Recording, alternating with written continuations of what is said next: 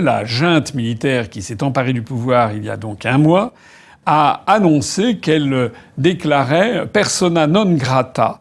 C'est du latin, ça veut dire personne non souhaitée, non désirée.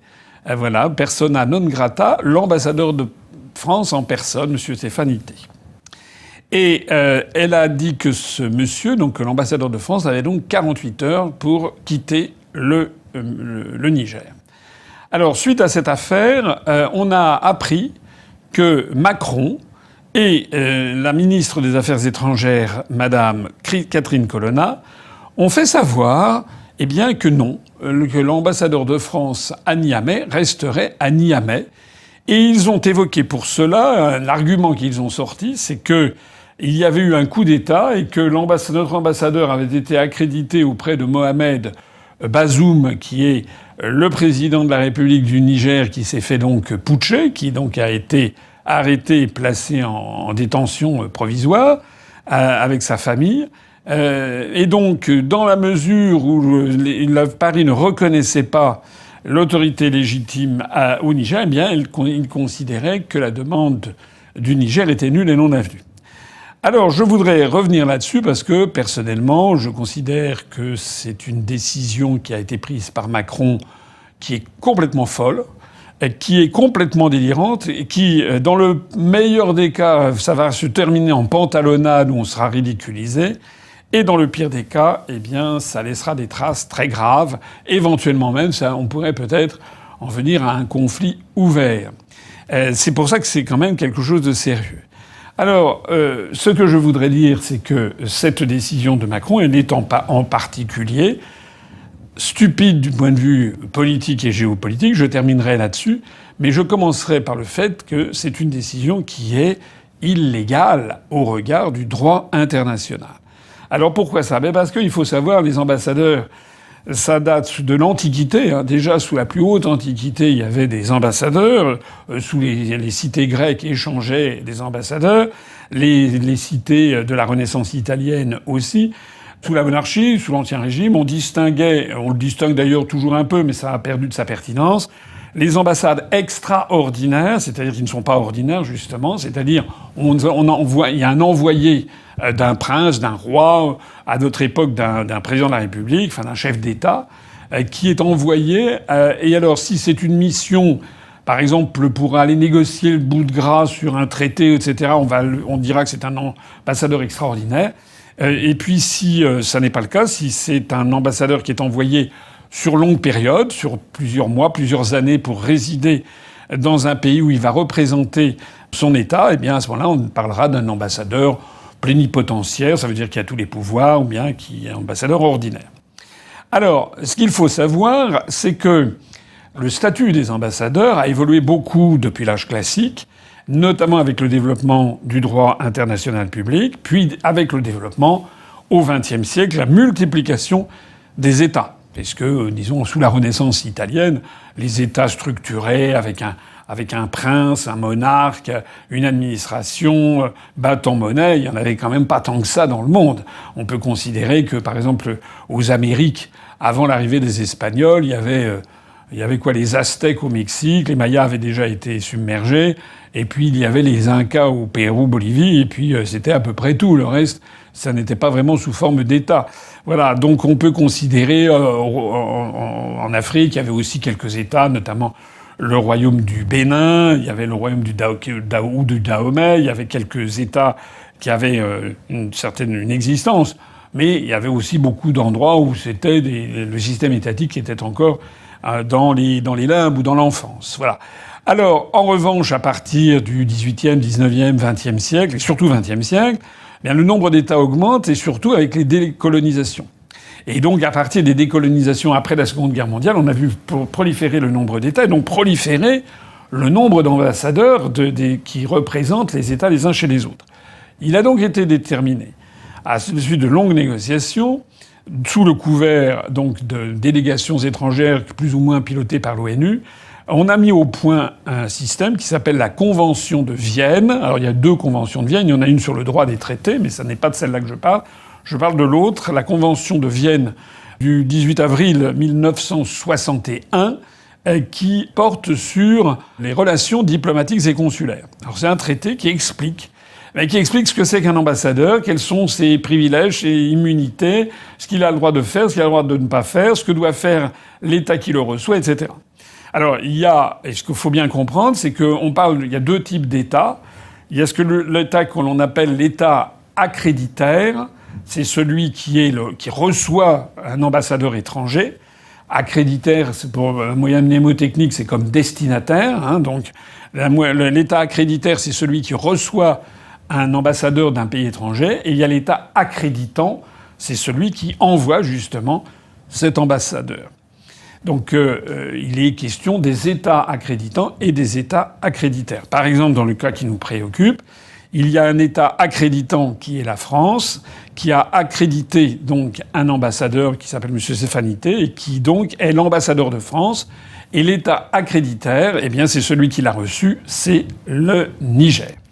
Alors je signale tout de suite que pourquoi est-ce qu'on dit accrédité ? Parce que ça remonte à une époque, qui est toujours d'ailleurs d'actualité, c'est que lorsqu'un ambassadeur arrive dans un pays étranger, il est reçu par le chef de l'État, ou par la personne qui, dans le cadre de la constitution du pays accréditaire, a le pouvoir de recevoir les ambassadeurs étrangers, et donc de recevoir ce que l'on appelle les lettres de créance. Créance, ça veut dire pour bien croire, pour croire en lui. Donc lorsqu'un ambassadeur de France, par exemple, est nommé dans un État étranger, il est reçu en général par le chef de l'État, et le chef de l'État, donc, il remet au chef de l'État, dans une enveloppe, une formule, qui est la formule spéciale, c'est ce qu'on appelle les lettres de créance. D'où le mot accrédité. Voilà, j'espère que les choses sont claires. Alors, dans cette convention de Vienne de 1961, il est précisé les moments de crise, et il est notamment précisé un article que je vais vous lire avec nous, parce qu'il est exactement d'actualité. C'est l'article 9 de cette convention de 1961. On va le lire ensemble. Regardez. Donc, comme vous le voyez, Convention de Vienne sur les relations diplomatiques conclue à Vienne le 18 avril 1961. Ça a été ensuite signé et ratifié par quasiment tous les États du monde. Alors, article 9, alinéa 1. L'État accréditaire peut, à tout moment et sans avoir à motiver sa décision, informer l'État accréditant que le chef, ou tout autre membre du personnel diplomatique, le chef de la mission, est persona non grata. C'est exactement ce qui vient de se produire. L'État accréditaire, le Niger, a prévenu l'État accréditant, la France, que le chef de sa mission diplomatique, que l'ambassadeur, était persona non grata. Il doit donc partir. Et le Niger, l'État accréditaire, a fixé 48 heures pour que ce monsieur s'en aille. Alors on poursuit l'article 9, alinéa 1. L'État accréditant rappellera alors la personne en cause ou mettra fin à ses fonctions. En diplomatie, comme dans le droit en général, mais dans le droit international encore plus, chaque mot compte. Et ce qui compte, c'est les mots qui sont utilisés. Là, c'est la version française qui fait foi. Et il y a aussi les mots qui ne sont pas utilisés. Si on a écarté certains mots, c'est que justement, on voulait écarter l'idée. Donc là, lorsqu'il est écrit « L'État accréditant rappellera alors la personne en cause », ça ne laisse aucun doute sur la marche à suivre. C'est-à-dire qu'à partir du moment où l'État accréditaire a déclaré que l'ambassadeur était persona non grata, l'État accréditant doit obéir, doit obtempérer, il doit rappeler la personne en cause. Il n'y a pas marqué « peut rappeler ». Pourra rappeler, pourra éventuellement... Non, il y a marqué « rappellera ».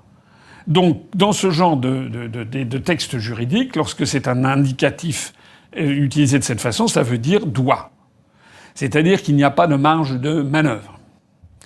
Alors, il y a dans cet article 9 un alinéa 2 qui est également brûlant d'actualité pour ce qui nous concerne. Je vais le lire avec vous. Alinéa 2. Si l'État accréditant refuse d'exécuter, c'est exactement ce qui se passe. La France, en tant qu'État accréditant, refuse d'exécuter l'obligation qui lui incombe au terme du paragraphe 1 du présent article, c'est-à-dire l'obligation de rappeler son ambassadeur puisqu'il a été déclaré persona non grata. Alors lisez bien ça. L'État accréditaire peut refuser Là, il y a marqué peut, ça n'est pas obligatoire, mais peut refuser de reconnaître à la personne en cause la qualité de membre de la mission diplomatique. Donc chaque mot compte.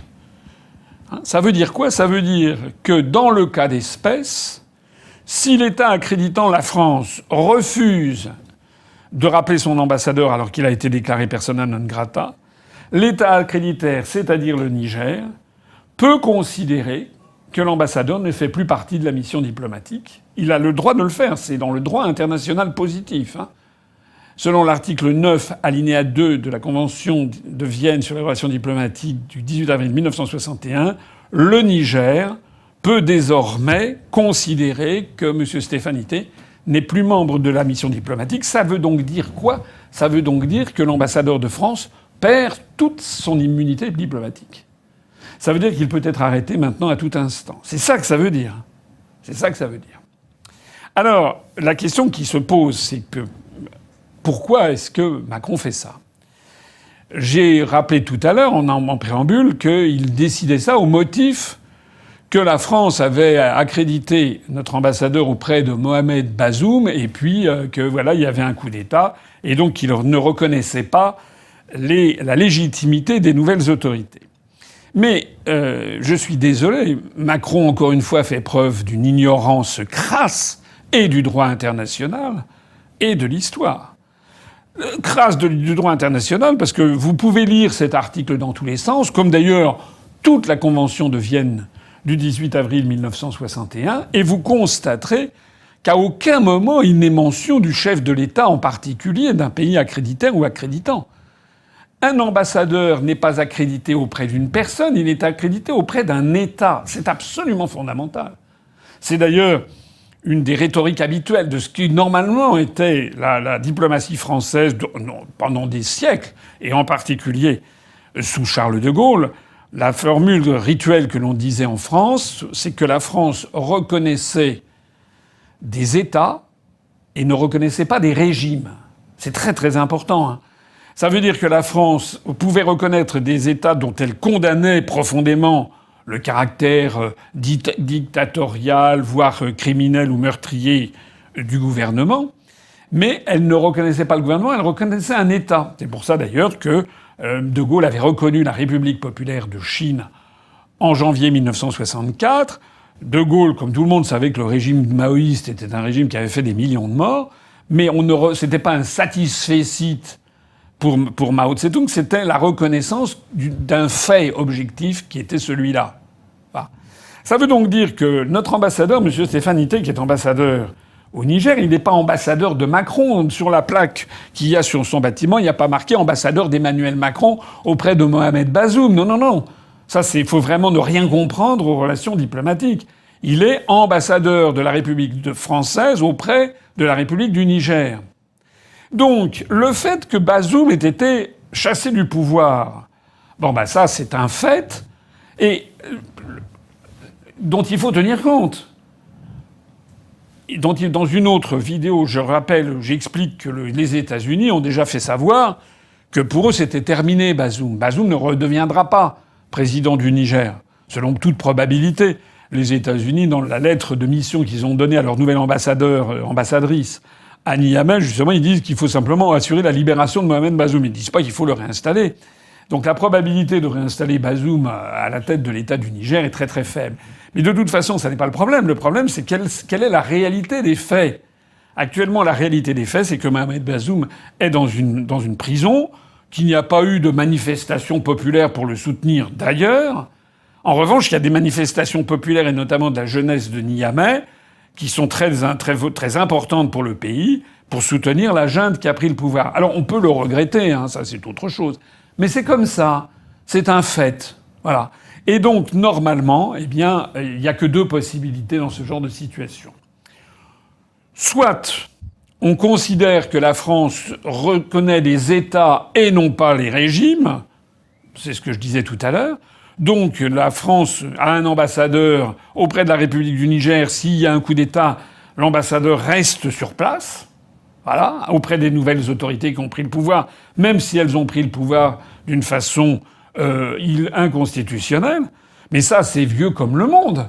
Enfin, le nombre de cas où la France, et pas seulement la France, s'est retrouvée dans cette situation d'avoir des relations diplomatiques, d'avoir un ambassadeur dans un pays où il y avait un coup d'État et de maintenir l'ambassadeur, c'est sans arrêt. En Afrique, il y a eu des quantités de coups d'État, notamment depuis les indépendances. On changeait pas les ambassadeurs à ce moment-là et on reconnaissait tout de suite, enfin pas tout de suite, mais quelques jours après, on reconnaissait les nouvelles autorités. D'ailleurs, c'est la même chose pour les pays prétendus démocratiques. Lorsque, par exemple, Joe Biden succède à Donald Trump, notre ambassadeur de France aux États-Unis reste ambassadeur, et cette fois-ci, il ne traite plus avec l'administration républicaine, mais il traite avec l'administration démocrate. Puisqu'il n'est pas ambassadeur auprès de Trump ou auprès de Biden, il est ambassadeur auprès des États-Unis d'Amérique en l'espèce. Donc normalement, la France devrait dire écoutez, ce sont les affaires intérieures du Niger, et donc on traite avec les nouvelles autorités.